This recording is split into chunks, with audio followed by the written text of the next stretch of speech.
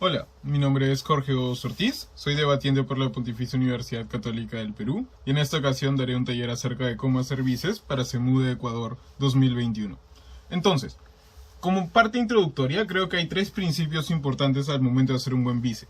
Uno, eres el simp de tu primer ministro, primera ministra, líder de OPO o lideresa de OPO. Tu trabajo es principalmente dejar claro por qué ese discurso en sí mismo gana y cómo vas a hacer refuerzos importantes que van a hacer que gane con incluso más diferencia. El segundo principio es que funcionas de forma muy similar a los discursos de cámaras bajas. Eres una combinación de extensionista y látigo. Tu trabajo es extender a tu pareja, darte cuenta dónde ha fallado, qué cosas falta reforzar en el caso y cómo reforzarlo, y luego ponderar todo ese análisis y utilizar todo el metadebate que un látigo suele hacer en sus discursos para dejar claro cómo gana. Y el tercer principio es asegurar de que la otra alta está muerta. Tu trabajo es principalmente responder a la otra cámara, dejar claro cómo les ganan, en qué niveles les ganan y por qué no les pueden ganar, incluso si es que hay un discurso después, si por ejemplo eres vice de gobierno, y así tener por lo menos una comparativa ganada en cada debate. Si logras hacer esto efectivamente, es también bastante probable que le ganes alguna de las bajas, por lo tanto debería ser una prioridad esencial siempre que vayas a hacer un discurso de vice.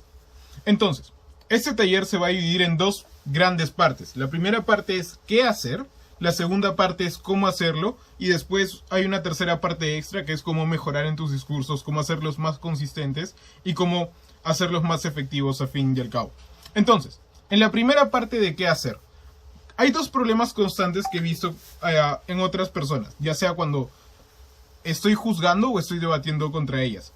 El primero es que hay muchos vices que son un retweet del primer ministro líder de oposición. No hay mucho contenido nuevo, en muchas partes es como pura repetición, pura análisis que ya salió y ya quedaba claro, y no hay mucha como carne en el discurso que puedas valorar, ¿verdad? Lo cual probablemente implica que reciba menos speaker points y que en realidad no es un discurso muy poco útil en el gran esquema del debate, porque si es cosas que ya salieron antes, pues no está aportando nada en realidad. Y el segundo gran problema que he visto a menudo es una severa falta de estrategia. Hay muchas personas que siguen como este esquema robótico de cómo debería ser un vice de primero voy a hacer refutaciones, después voy a argumentar algunas cosas y así vamos a ganar este debate. Puede funcionar para sacar algunos puntos y como ganar algunas rondas, pero si de verdad quieres hacer vices de forma consistente y que ganen debates de verdad, vas a tener que cambiar esa mentalidad. La idea es pensar de forma táctica. ¿Qué tengo que hacer para ganar este debate? Por ejemplo, dejar de pensar como un robot. En vez de primero refuto, luego material, pensar qué es importante, qué tengo que hacer yo, qué cosas específicas debe tener mi discurso para que Cámara Alta de Gobierno u oposición gane este debate. Entonces, ¿qué es lo que tienes que hacer ahora sí en términos prácticos? La primera parte importante son condiciones de victoria, ¿verdad? O win conditions. De hacer esta cosa particular en mi discurso, vamos a ganar el debate. Por ejemplo, si el caso que tienes es de principios, tu condición de victoria es claramente que ese principio sea lo más importante. Que ese principio en sí mismo gane el debate, incluso si hay otras consecuencias prácticas, incluso si hay otros principios en juego. Entonces, si tienes claro que esa es la condición de tu caso para ganar, todo el material que vayas a traer en tu discurso debe apuntar a eso. De nada te sirve desarrollar argumentos prácticos si no son centrales a tu caso o son adiciones que en realidad no van a ser tan relevantes y probablemente el juez no las valore tanto, ¿verdad? Ese tiempo que podrías haber perdido haciendo algunos impactos prácticos lo puedes hacer reforzando el principio, dejando mucho más claro cómo ese principio en sí mismo gana el debate. Entonces, en este caso particular, donde tienes un caso de principios, la forma en la cual ejecutas tu condición de victoria es doble. Primero, ponderas este principio porque es más importante que todo lo demás. Y segundo, mitigas el resto de cosas, ¿verdad? Si hay efectos prácticos, son tan pequeños que no son relevantes al costado del principio. O si los hay, el principio sigue siendo más fuerte, sigue siendo prioritario, sigue siendo parte de, por ejemplo, los principios base del Estado que no puede incumplir incluso si hay consecuencias. Y así es como ganas el debate, ¿verdad? Lo que puedes utilizar como en tu estrategia es ejemplos que dejen claro cómo funciona tu estrategia. Por ejemplo, hay muchos debates de principio que son acerca del Estado. Si el Estado debería ser X, no debería hacerlo, debería hacer otra cosa. Un argumento que suele ser muy útil para introducir casos de principio y ponderarlos sobre el resto es cómo el Estado no funciona de forma utilitaria. Por ejemplo, cuando se capturan terroristas, a pesar de que torturarlos, amenazarlos y como violar sus derechos humanos sería, entre comillas, útil para conseguir información que pueda desactivar las células terroristas, evitar atentados, bla, bla, bla, bla, bla, el Estado no lo hace. Más bien, está prohibido que lo hagan en casi todos los estados del mundo. Creo que Estados Unidos tiene una prohibición formal, pero no la ejecuta en la realidad o algo por el estilo. El punto es el siguiente. Si el Estado no tortura terroristas porque cree que los derechos que tienen estas personas, incluso a pesar de cometer crímenes, son lo más importantes, esto implica que como actor, defender el principio de dignidad y los derechos humanos es la principal prioridad, incluso si eso tiene malas consecuencias. Con este ejemplo, ahí ya estás ponderando de forma preventiva tu principio, porque para el actor relevante, la estrategia que estás utilizando para ganar es la estrategia ganadora. Entonces, lo más importante al momento de hablar de estrategia y establecer condiciones de victoria es tenerlas claras desde el prep-time, ¿verdad? Por ejemplo, la mayoría de casos, bueno, no la mayoría, pero una gran cantidad de casos son básicamente la gente vulnerable es importante en este debate. Si pruebas cómo esa gente vulnerable está mejor o peor, ganas el debate, ¿verdad? Pero muchas veces se hace de forma inconsciente. O sea, los argumentos son la gente pobre importa, cómo ayudamos a la gente pobre, cómo la otra cámara no va a ayudar a la gente pobre. Pero la condición subyacente es, ese grupo de personas es lo crucial y lo más relevante. Entonces, una vez que tienes eso claro, debes establecer todo tu análisis, todo el material y sobre todo lo que vayas a hacer en tu discurso de vice en torno a probar esa base, esa idea base que es la raíz de todo el discurso. Por ejemplo, vamos a probar cómo estas personas no tienen agencia y por lo tanto cualquier acción que tomamos debe tener en cuenta qué les da más agencia o qué les permite vivir una mejor vida, qué les permite tener más dignidad, etcétera, etcétera, etcétera. Entonces, primero, lo que piensas es, ahora que tienes claro qué es importante para ti, ¿qué otras cosas importantes pueden salir, verdad? ¿Qué otras métricas, qué otros actores, qué otros principios o qué otras consecuencias necesariamente sacarías tú si fueras la otra alta o si fueras la otra baja? Entonces, una vez que tienes claro qué van a sacar los otros, tienes que ir pensando de forma preventiva cómo responder a eso. Y esto sale del prep time, ¿verdad? Porque tu pareja probablemente pase en 15 minutos salga o espera un discurso y salga, tú tienes un poco más de tiempo de preparación. Ese tiempo debería ser utilizado no solamente para escuchar el debate, sino también pensar qué es lo que va a suceder después en el debate y cómo predecirlo, ¿verdad? Es muy probable que baja de oposición saque argumentos consecuencialistas, entonces tú como viceprimer ministro o viceprimera ministra debes ir pensando cómo taclear esos argumentos consecuencialistas incluso antes de que salgan. Lo segundo es pensar en qué mecanismos tiene tu lado y qué mecanismos van a traer las otras cámaras para probar sus puntos, ¿verdad? Y refutarlos de forma preventiva. Ojo, alta de oposición puede traer el mecanismo X. Hay 3 razones por las cuales no funciona en este caso. 1, 2, 3.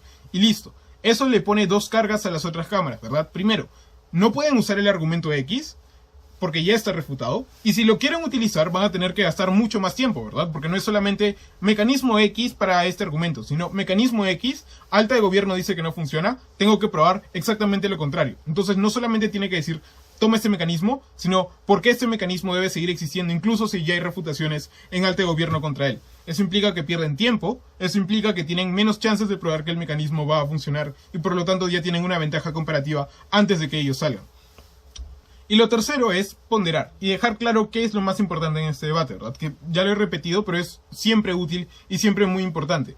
No asumas que algo es importante solamente porque es a priori importante, ¿verdad? Por ejemplo, hay muchas veces en las que se asume que el actor más importante de la moción siempre es un grupo desprivilegiado, siempre es un grupo especial de la sociedad a la cual tenemos como un cierto deber, ¿verdad? Lo cual puede ser importante en principio, pero hay muchas formas en las cuales esa importancia se puede romper, ¿verdad? Si alta de oposición prueba cómo en realidad no afectas tanto a este grupo y afectas a toda la sociedad y de forma mucho más profunda, pues probablemente el grupo sea menos importante. Entonces, lo que deberías hacer antes de eso es dejar muy claro y hacer explícito por qué son extremadamente importantes y por qué el solo hecho de mostrar beneficios, perjuicios, implica que estás logrando algo que las otras cámaras no pueden derribar, ¿verdad? Entonces ya les vas ganando el debate. La segunda parte en este nivel es extender, ¿verdad? Porque al fin y al cabo tu trabajo como vice no es repetir lo que ya dijo tu compañero, sino extenderlo y traer más análisis, más contenido, refutaciones, ponderaciones, lo que sea necesario para ganar. Entonces, ¿cómo puedes extender el discurso de PM o LO? Primero, ¿qué vacíos hay en el discurso del compañero o compañera? Por ejemplo, esta cámara apoya el incremento de la presencia de la OTAN en Europa del Este, ¿verdad? El caso intuitivo en muchos gobiernos es, esto es importante para poder controlar a Rusia y por lo tanto evitar que se salga de control. Ahora, ahí hay un problema muy grande, y es que si esto no es sacado en el discurso, es una extensión que es extremadamente importante, ¿verdad? ¿Por qué es necesario controlar a Rusia? ¿Por qué debería ser un interés primordial de la Unión Europea o del mundo o de cualquier espectador random del planeta que Rusia esté bajo control y que la OTAN está ahí como contrapeso al país, ¿verdad? Si eso no queda claro en el primer discurso, debería ser una prioridad increíblemente importante en el tuyo que sí lo quede. Porque si no es relevante, y si alta oposición dice como Rusia no va a hacer nada o es irrelevante lo que haga, entonces de por sí tu caso ya está perdiendo. Tienes que asegurarte que esos vacíos importantes estén completamente cubiertos. Mientras más fácil sea de ver el vacío, más urgente es corregirlo, ¿verdad? Porque eso suele implicar que es un vacío muy importante para el caso y por lo tanto debe ser parchado lo antes posible. Ahora, lo segundo es cómo identificar los vacíos, ¿verdad? Y cómo darte cuenta de esos vacíos cuando no son tan aparentes. Porque creo que el ejemplo anterior es un poco simplón, pero sirve para ejemplificar. Ahora, hay varias preguntas que suelen ser útiles en este punto. 1. ¿Está probado? ¿Hay razones suficientes para creer que lo que estamos diciendo es algo cierto? 2. ¿Los mecanismos son suficientes? Y acá hay algo muy importante. El tamaño del impacto de su caso siempre debe ser proporcional a la fortaleza y cantidad de mecanismos que traigan, no necesariamente uno o el otro. Por ejemplo, si quieres probar que esto va a aumentar las tensiones y va a separar a los países en Europa del Este, pues probablemente necesites mecanismos para creer que a los países les va a fastidiar mucho esto, ¿verdad? Si tu impacto es que va a haber una tercera guerra mundial, una segunda guerra fría o una guerra nuclear o algo por el estilo, pues probablemente tengas que usar mecanismos extremadamente fuertes para probarlo, cosa que es poco razonable y además es una cosa que puedes tener en cuenta si es que estás pensando en sacar argumentos de vamos a salvar el mundo o el mundo se va a destruir con este análisis. Tercero, relevancia. ¿Es esto relevante? Si todo lo anterior, de si está probado y si los mecanismos son correspondientes al tamaño del impacto, ya están listos, entonces, ¿este impacto es relevante? ¿Importa dentro de este debate? ¿En qué medida importa? ¿Por qué importa más que el resto de cosas? Y cómo esta relevancia ya de por sí es un punto muy importante de Cámara Alta de Gobierno o Alta de Oposición, ¿verdad? La siguiente pregunta es, ¿cómo ha respondido el otro lado? ¿Y cómo responder a esa respuesta? Básicamente escuchar y prestar atención a cómo están tratando de destruir tu caso, ¿verdad? Si lo que están haciendo es dudar de los mecanismos y decir, ok, pero sus mecanismos no prueban el impacto que están tratando de traer, tienes que reforzar los mecanismos y explicar por qué tus mecanismos sí lo prueban o agregar nuevos mecanismos que logren esa función, ¿verdad? Si están dudando de qué tan relevante o qué tan cierto es su caso, pues por ahí es donde tienes que hacer el refuerzo. Y por último, ¿cómo debe funcionar este debate para que ganemos, verdad? Porque muchas veces no ganas solamente refutando directamente y respondiendo a los argumentos del otro lado, sino muchas veces ganas como sobreponderándolos. Incluso si todo el caso de alta oposición se cumple, porque puede ser cierto y puede ser muy difícil de refutar. Por ejemplo, esta medida va a causar un montón de inflación si es un debate acerca de Banco Central. ¿Por qué la inflación que se pueda generar es menos importante que, por ejemplo, las ayudas financieras a grupos vulnerables, el tema de dar trabajo o solucionar el desempleo o lo que sea, es lo que gana el debate, ¿verdad? Si eso queda claro, a las otras cámaras del otro lado no les basta con decir, no, pero la inflación es importante, sino tienen que responder a la segunda parte, que es ¿por qué la inflación es más importante que las cosas que ha aprobado alta de gobierno o alta de oposición? Porque si no pueden hacer eso, no pueden ganar. Y además, todo este bloque de cómo funciona y cómo hacerlo es importante por dos razones importantes, ¿verdad? Primero, y eso es obvio, si lo haces bien, si ejecutas todas las preguntas, encuentras los vacíos de tu caso y respondes de forma efectiva a la otra cámara alta, ya ganaste una comparativa. Eso implica, por lo menos, un punto que ya tienes ganado en este debate, ¿verdad?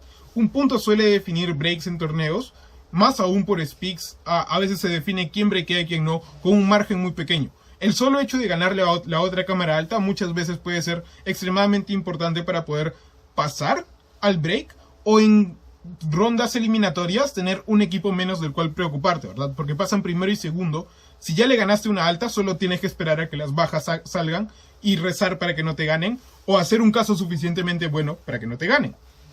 Y la segunda razón importante es porque si ejecutas todo esto bien, lo más probable es que le hayas quemado de forma efectiva hasta los sueños y ilusiones de la otra, de tu propia cámara baja, ¿verdad? Lo que me pasa en mi sociedad, y eso es como una anécdota divertida, es que cada vez que Z es mi baja, sale después del debate a quejarse, porque hasta el discurso de mi PM o LO creía que podía tener una extensión y ganar así. Lo que hago en mi discurso es siempre quemar eso. Asegurarme que todo eso ya esté en alta de gobierno o alta de oposición, para que salga lo que salga en bajas, tengan que esforzarse muchísimo en encontrar vacíos y en encontrar como lugares por donde entrar, ¿verdad? Entonces esa debería ser la expectativa. Si logras ejecutar todos estos pasos de responder y analizar bien, tu baja no debería tener prácticamente nada para extender. Tendrían que hacer una extensión brutal, que puede pasar, para poder ganarte. Entonces, si ya tienes buenas chances de haberle ganado a la alta y a la baja, entonces solamente hay una cámara que potencialmente puede ganarte. Si tu material es fuerte, pues es probable que tengan un tiempo también difícil en ganarte, ¿verdad? Porque si está construido de forma sólida, refutar a la cámara, incluso si es en cruce directo, o bueno, si es en cruce en realidad, probablemente no sea trabajo fácil. La tercera parte en este bloque es responder a la otra cámara, ¿verdad? Y acá me voy a centrar más que nada en refutación y respuesta a la alta que te toque en ese debate. Tu trabajo es que quede ninguna duda en lo absoluto de que estás ganando, de que hasta al menos hasta los vices no hay nadie que vaya ganando más que tu cámara, ¿verdad? Que el caso de tu alta haya sido destrozado por completo. Entonces, primer consejo importante, ser estratégico en responder. Si tienes claro cómo funciona el debate, muchos puntos no valen la pena de ser respondidos, ¿verdad? Por ejemplo, si lo que tienes que hacer para ganar en este caso es ponderar tu caso y explicar por qué es lo más importante, pues responder y decir que el otro caso no es cierto es menos importante, ¿verdad? Y por lo tanto tiene menos prioridad al momento de organizar tu tiempo. Puedes responder, puedes refutar, pero si al fin y al cabo no cambia mucho si vas a ganar o no, pues no deberías dedicarle tanto tiempo si es que le vas a dedicar tiempo. Tienes que ser estratégico al momento de analizar qué es lo que vas a hacer. Si, por ejemplo, hay un argumento que es especialmente importante en la otra alta, tienes que dedicarle mucho tiempo a dejar claro porque no es cierto, no funciona o no es importante, ¿verdad? Y el resto de argumentos que no son tan relevantes los puedes ignorar o los puedes ponderar de forma preventiva. ¿Cómo hacerlo? Por ejemplo, el argumento X de alta oposición es muy importante. 3 razones por las cuales no funciona. El resto de argumentos son menos importantes que en nuestro caso. Varias razones por las cuales alta de gobierno es más importante. 1, certeza. 2, probabilidad. 3, tamaño del impacto o lo que sea. Entonces, ¿cómo responder? Y voy a dar varios tips útiles de respuesta. Hay más o menos 4 niveles básicos para poder responder de forma efectiva al caso de la otra alta. El primero es veracidad, ¿verdad? Que es el más común, el que probablemente no necesita mucha explicación. ¿Es esto cierto? Si es cierto, se cumple la realidad o las premisas que tiene la otra cámara son fácticamente correctas. Si no lo son, pues tienes que denunciarlo y tienes que dejar claro que es bullshit. No, alta de oposición basa su análisis en cosas que no son ciertas. Si imprimes billetes, vas a generar inflación y los mecanismos de alta oposición no se cumplen en la realidad o lo que sea. Segundo, si es esto probable, ¿verdad? Si es cierto y efectivamente va a pasar, ¿qué tan probable es que suceda? Y por lo tanto, ¿qué tan grande es la probabilidad, verdad? ¿Se puede medir en términos claros? Voy a introducir algo muy importante que se está utilizando más en el circuito anglo, que es la idea de punto de quiebre o tipping point. Probablemente esto les haya sucedido, pero a veces hay equipos que sacan un argumento X, ¿verdad? Que suele tener lógica interna bastante clara, pero no funciona. Por ejemplo, si Donald Trump tuitea algo diciendo que Irán es basura o algo por el estilo como lo hacía siempre, Irán va a responder con bombardeos, ataques y van a molestarse mucho y por lo tanto van a volverse un país mucho más problemático. O sea, sí, sigue una lógica clara de cómo A lleva al resultado B, pero ahí hay un problema. Y es que tienen que probar cómo los insultos de Donald Trump en Twitter son el punto de quiebre, ¿verdad? Son el punto crucial que determina que de la acción A pasemos al resultado B. Lo que puedes hacer es responder diciendo, efectivamente, no lo es, ¿verdad? Como, ok, puede ser que se molesten y puede ser que le escriban cosas muy feas en Twitter a Donald Trump, pero eso no va a ser una guerra, ¿verdad? Eso no va a generar como tiroteos, eso no va a generar ataques terroristas o lo que sea, porque ese tipping point no está ahí o no está probado. Que algo vaya a suceder no quiere decir que la consecuencia siguiente se cumpla. Para eso tienes que analizar el punto medio, que es este punto de quiebre, y que es bastante útil, porque muchos de los casos sufren de ese problema. Lo voy a analizar un poco más en los ejemplos. Tercero, la probabilidad siempre responde a los mecanismos. Esto ya lo introduje antes, pero es importante volver a repetirlo. lo que están tratando de probar del otro lado se corresponde con los mecanismos que nos han dado para creer que es cierto. Porque si nos han dado mecanismos para creer que este tweet va a hacer que las personas se molesten, eso no quiere decir que las personas se vayan a molestar lo suficiente como para salir a las calles a protestar o pedir acciones de su gobierno contra el gobierno de los Estados Unidos o lo que sea, ¿verdad? Y por último, hay razones para creer que los mecanismos no funcionan o solo son aserciones. Y básicamente es darte cuenta cuando algo está probado y cuando algo no lo está. Por ejemplo, hay algo que suele suceder mucho en rondas económicas. Y los equipos que saben algo de economía, pero no mucho, son los que más cometen este problema. Y es que tratan el debate como si fuera el libro de teoría económica que les dieron en la universidad o que descargaron de Google, ¿verdad? Como en tiempos de crisis las personas siempre ahorran porque tienen miedo de gastar y por lo tanto, si es que les damos dinero de sus AFPs, por ejemplo, lo van a guardar en su closet y nunca lo van a gastar y por lo tanto la economía va a seguir exactamente igual. Ahí la respuesta es bastante simple, ¿verdad? Ese argumento presupone que las personas siempre actúan de forma completa y absolutamente racional, que siempre son personas lógicas y que nunca hay un atisbo de irracionalidad. Lo cual es claramente falso, ¿verdad? Como un montón de gente utilizó el dinero de su estímulo económico en zapatillas nuevas, un iPhone o lo que sea. Entonces, esta clase de aserciones deben ser fácilmente identificables. Y la forma más fácil de acostumbrarte a identificarlas es practicar, escuchar con mucha atención los casos de las otras cámaras, incluso si son bajas y tú ya no puedes responder, y darte cuenta en qué punto está probado algo y en qué punto no lo está. Porque muchas veces ese es el gran problema de este circuito, donde hay mecanismos que en realidad son aserciones, y donde hay incluso aserciones que son pasadas como argumentos completos, como mágicamente esto va a suceder porque esto ya sucedió antes o cosas por el estilo. Entonces, siempre que eso suceda, anótalo, date cuenta que esto no necesariamente produce el resultado que dicen que produce y lo denuncias en tu discurso. Un segundo. Ya, ahora un ejemplo práctico, que es algo basado en la vida real. Durante el WEC salió esta moción. Esta cámara lamenta la glorificación de los jugadores profesionales de esports. ¿Cuál fue el caso de alta de gobierno?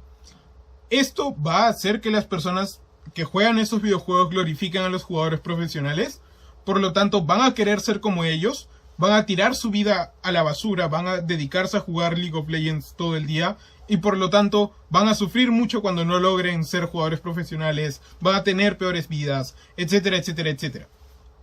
Ahí la respuesta es intuitiva, ¿verdad? Primero, tipping point. Que yo vea a Faker jugar en el mundial de League of Legends no quiere decir que quiera ser como Faker, ¿verdad? Menos aún quiere decir que vaya a sacrificar tanto por League of Legends, ¿verdad? Si hay razones por las cuales una persona se volvería un jugador profesional, la primera es si eres extremadamente bueno en el juego, ¿verdad? No importa si ves a los pro players o no, si tienes un puesto muy alto dentro de la competencia interna del videojuego, pues es probable que tengas incentivos a volverte un pro.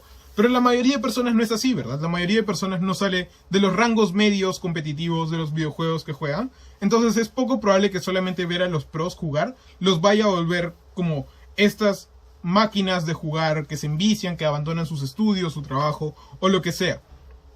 Lo segundo es, entonces, ¿cuál es el tamaño del impacto, verdad? ¿Cuál es la probabilidad de su caso? Y es una probabilidad muy muy baja.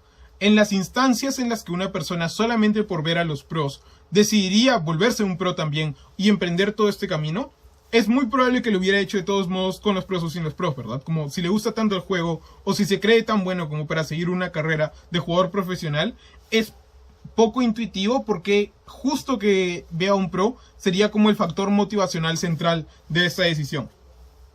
Entonces, una vez que tienes el caso refutado a este punto muy debilitado, ahí es donde empiezas a estructurar tus argumentos, ¿verdad? Primero, cómo esto mejora las condiciones dentro de los videojuegos. Y ahí hay un análisis bastante intuitivo, es que la mayoría de juegos competitivos tienen el problema de toxicidad. La gente insulta a las mamás de los demás en los servers online, como constantemente hay acoso, hay insultos, racismo y cosas por el estilo, ¿verdad? Cuando los jugadores profesionales son glorificados, empieza a haber presiones externas. Por ejemplo, patrocinadores, por ejemplo, marcas que les quieren hacer propaganda, etcétera, etcétera, etcétera. Esto implica que los pro players no solamente deben ser buenos jugando, sino buenos a imagen del público, ¿verdad? Buenos a los ojos de los papás o las personas que estén considerando empezar a consumir productos del videojuego. Si eres una persona racista, clasista, misógina, una persona tóxica en general, pues probablemente no te patrocinen, ¿verdad? Probablemente no te quieran llamar las marcas. Entonces tienen un incentivo a regularse, pero también un incentivo a tener una imagen positiva dentro de la comunidad, ¿verdad? Por eso pros como Jankos y los coreanos salen en propaganda de League of Legends constantemente diciendo no seas tóxico, mantén la calma, no empieces a insultar, etcétera, etcétera, etcétera. El segundo bloque en este taller es cómo hacerlo, ¿verdad?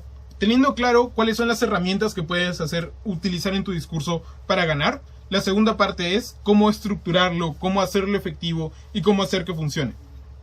Primero lo primero, ¿verdad? Y es el tiempo de preparación, el prep. Eres básicamente el simp de tu primer ministro o líder de oposición. La triste realidad es que en muchas instancias tu trabajo es darlo todo para que el primer discurso sea brutal, ¿verdad? Tenga todos los mecanismos, tenga todo el caso armado, ponderado y ya explicado. La idea es adaptarte a eso y asumirlo como lo que va a pasar, ¿verdad? No confíes en que tu pareja te va a dejar parte del análisis, porque si tienes la oportunidad de sacarlo y sacarlo bien, lo debería hacer. Entonces tienes que saber qué reforzar, cómo reforzar y qué puedes hacer para extender efectivamente y para que tu discurso no sea una pérdida de tiempo. Entonces, ¿cómo se suelen ver los preps en cámaras altas? Lo que, por ejemplo, hacemos Mati y yo son 10 minutos entre pensar y armar el caso, ¿verdad? ¿Qué es lo que vamos a probar? ¿Cómo lo vamos a probar? ¿Cuáles son nuestros mecanismos? ¿Cómo lo vamos a ponderar? Una vez que tenemos más o menos eso armado, los 5 minutos que quedan son mecanizar y añadir todo el contenido posible al discurso de tu pareja, ¿verdad? ¿Qué razones tenemos? ¿Qué ejemplos? ¿Qué intuition pumps? Que son estas intuiciones que apelan a las personas, ¿verdad? Que no necesariamente son mecanismos en sí mismos, pero formas de hacer que el juez compre tu caso. Por ejemplo, el ejemplo de los terroristas que mencioné antes es un intuition pump muy fuerte, ¿verdad? Funciona del mismo modo que un mecanismo. Lo que quiere comunicar es una lógica interna de una situación real, que es el Estado se preocupa más por ciertos derechos que por las consecuencias prácticas. Entonces, esa clase de cosas deberían ya estar listas para que salgan en el discurso de tu pareja. Ahora, la siguiente parte es, ¿qué hacer si eso ya pasó, verdad? Porque si no te han dejado nada de que han preparado en el prep, tienes algo difícil en tus manos, que es preparar un discurso prácticamente sin nada en las manos. Entonces, ¿cómo hacerlo? Lo que voy a hacer en esta parte es dar consejos que son parte de mi experiencia, parte de lo que a mí me ha funcionado y lo que a mí me ha servido en mi carrera de debatiente, ¿verdad? Eso implica que no tienes que seguirlo, no tienes que imitarlo, pero eso puede ser una guía útil para hacer buenos vices. Primero, flaguear. Y un exordio suele ayudar, pero no es obligatorio, ¿verdad? Pero hace los discursos más bonitos, ¿verdad? Ahora, ¿por qué importa flaguear? La idea es dejar claro al chair y al panel qué estás haciendo en tu discurso. El ejemplo que voy a poner es la moción de la ronda 5 del round robin, que era acerca de educación. Acá pueden pausar el video para leer la moción o lo que sea. Y ahora, Alta de Gobierno hace un caso que quiere probar que las obras reescritas son más maleables y fáciles de adoptar a lo que quieres enseñar. Entonces podemos usarlas para romper roles de género, dar una educación que concientice mejor a los niños, etcétera, etcétera, etcétera. Entonces, ¿qué podrías hacer desde vice? Primero, lo de introducir el flaguear, que es lo más importante, ¿verdad? Lo que suele ser bastante práctico es iniciar tu discurso con un intuition pump que pueda ayudar a dar claridad al debate. Lo que, por ejemplo, se me ocurriría en este debate particular es, si tratas de enseñar a un niño de 12 o 13 años cómo utilizar herramientas financieras complejas en Wall Street para volverse rico y cómo generar un montón de dinero, pues probablemente le estés dando una herramienta muy importante en su vida, le puedas dar la oportunidad de hacerse rico, lo que sea. El problema es que ponerle videos de YouTube o contratarle un profesor a ese niño no necesariamente quiere decir que el niño vaya a aprender, le interese o si quiere internalice lo que vayas a enseñarle, ¿verdad? Y por tanto, es poco útil enseñarlo si no lo vas a poder aplicar porque es un niño. Y ahí es donde ya empiezas a responder al caso de Alta de Gobierno. Para que todos los beneficios de Alta de Gobierno se cumplan, deben probar un paso previo muy importante y es, efectivamente, los niños van a aprender con este método más que con el otro. Entonces, lo que vamos a hacer en este discurso son 3 cosas. 1. Cómo las obras de gobierno tienen problemas estructurales que limitarán la capacidad de aprender los temas para los niños. 2. Cómo las obras de oposición son mucho mejores. Y 3. ¿Qué contextos son más importantes, verdad? Y acá es lo del análisis de los padres. En los contextos más conservadores es donde las obras reescritas van a tener más backlash, ¿verdad? Por lo tanto, esos contextos donde es más necesario que los niños tengan algo más de conciencia acerca de los problemas de género, etcétera, etcétera, etcétera, es donde la medida de gobierno va a fallar con mayor brutalidad. Entonces es más importante tomarle la oposición y todo lo que quieran. Entonces, lo que has hecho hasta ahora es básicamente explicar qué es lo que vas a hacer en tu discurso y solamente hacer un pequeño desencuadre alto de gobierno. Pero esto es muy importante en los debates. Y yo sí soy un defensor a muerte de la idea de flagueo, flagging o como le digas, ¿verdad?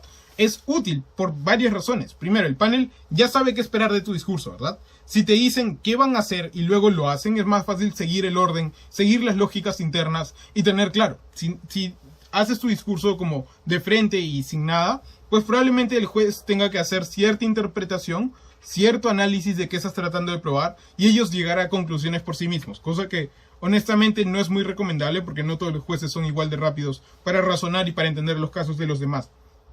Y la segunda razón es porque hace más fácil el engagement, ¿verdad? Le da oportunidades más claras a las otras cámaras para poder, por ejemplo, pedir un punto de información o para saber dónde están chocando los casos. Si quieres chocar con el caso de alta de gobierno, puedes explicar cómo los problemas estructurales de las obras para aprender son la forma más efectiva de hacerlo y eso ya lo puede identificar el panel incluso antes de que lo hagas estrictamente hablando a través de mecanismos o lo que sea. Entonces, además de eso, que es básicamente lo más importante, lo segundo es también relevante, que es dar claridad y orden. Un discurso que ya tienes claro cómo vas a estructurarlo, es más difícil que te pierdas. Y es más difícil que pierdas el orden, te desconcentres y te pierdas entre tus apuntes si ya están estructurados en base a cómo vas a hacerlo, ¿verdad?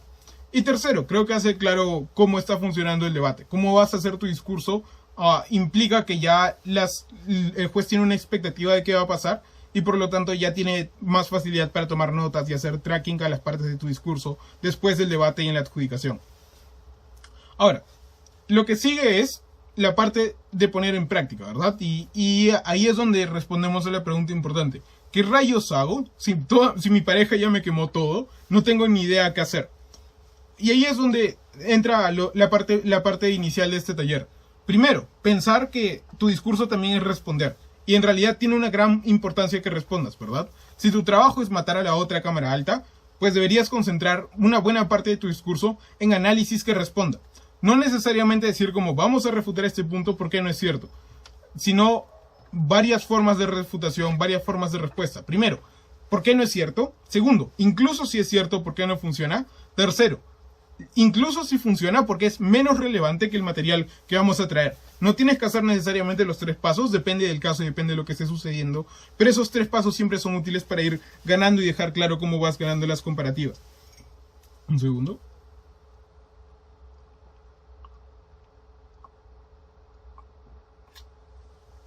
Ya.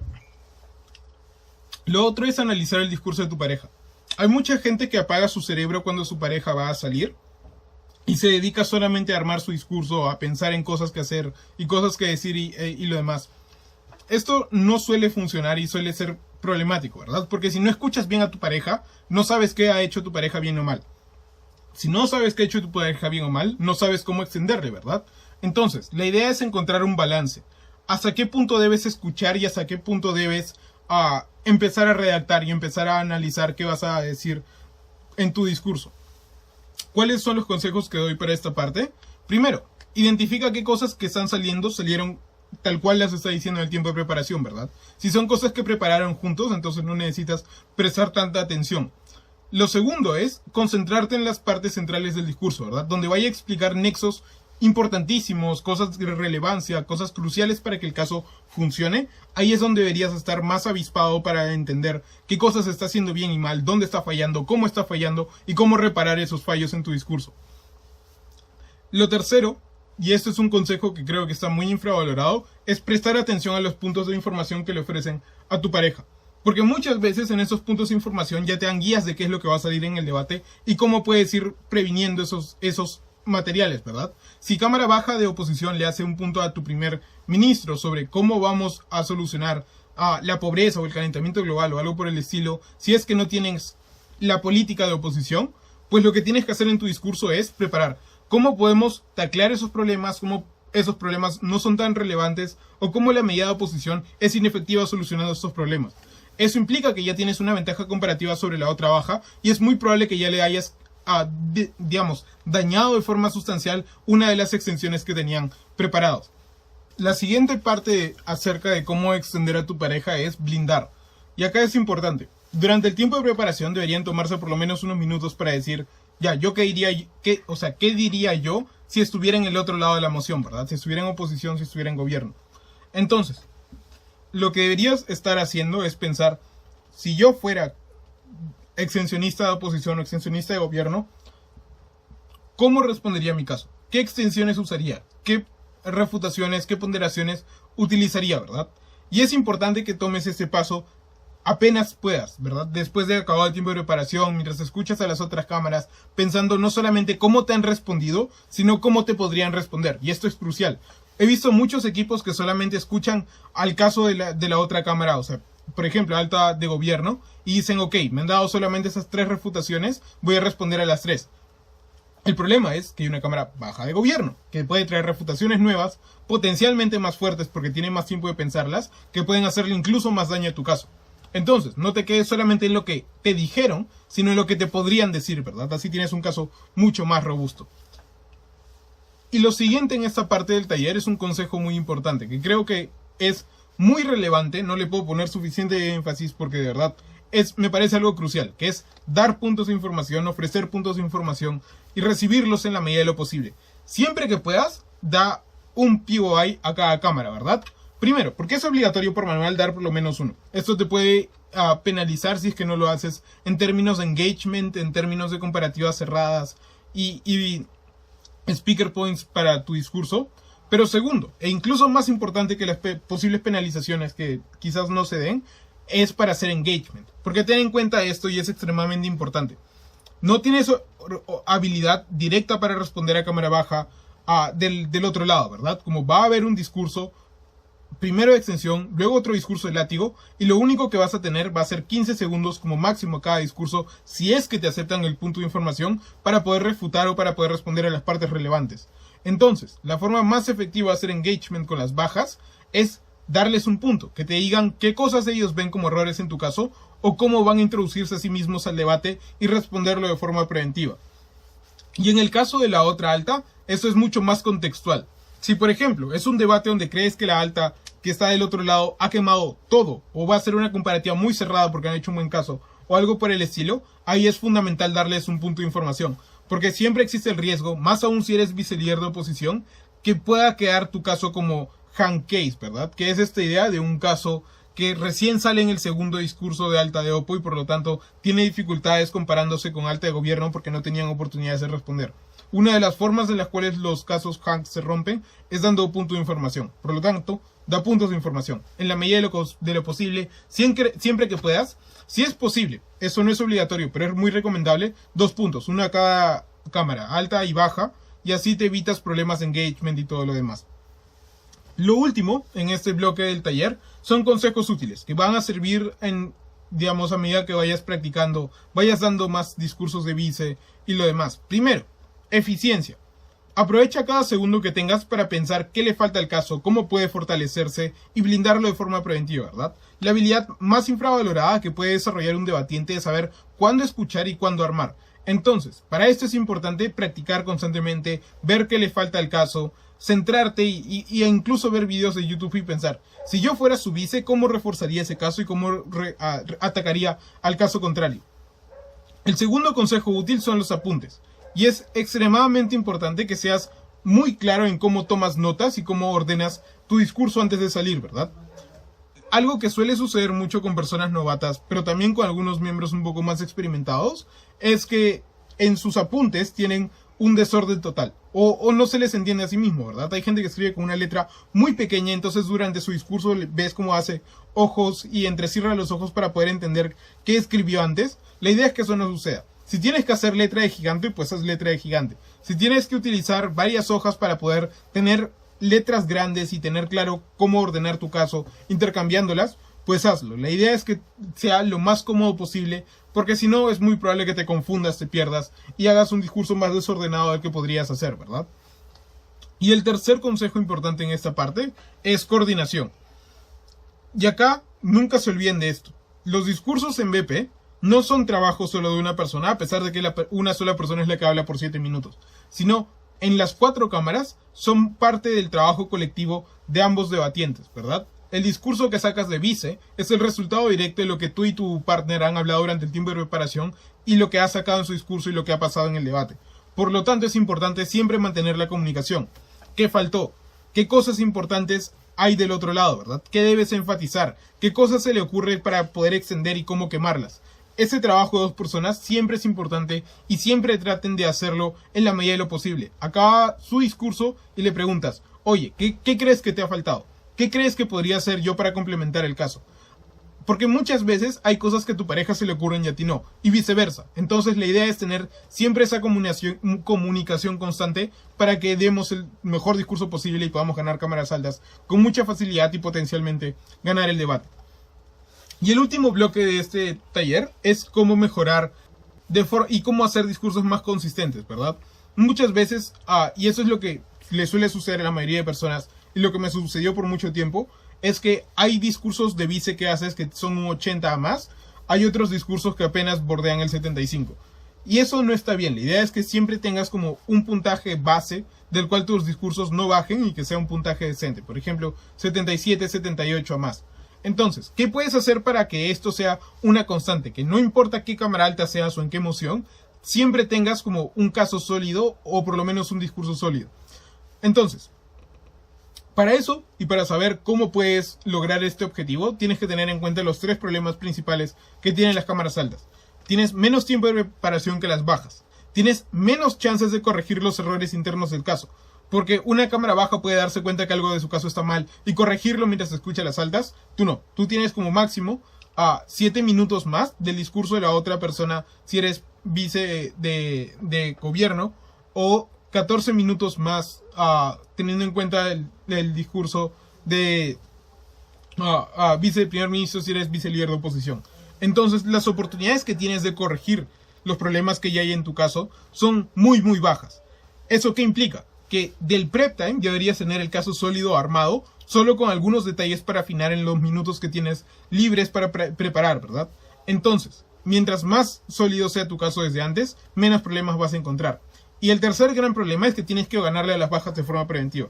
Ojalá fuera el mundo donde hacer un caso que le gane a la otra alta te garantizara ganar el debate. No es así. Entonces siempre tienes que tener en cuenta que tienes que ganarle a otras 2 cámaras que aún no han salido y no sabes qué van a poder sacar.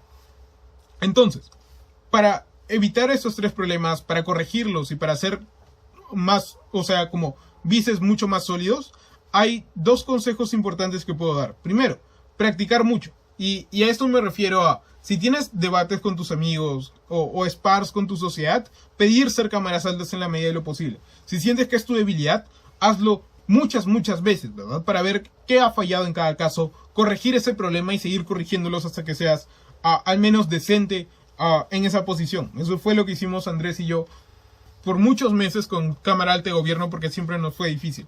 Entonces, a medida que íbamos debatiendo, íbamos viendo nuestros errores. A ver, el modelo no quedó claro. Hubo mucho framing, hubo poca mecanización, o el caso no se entendía porque no estaba flagueado.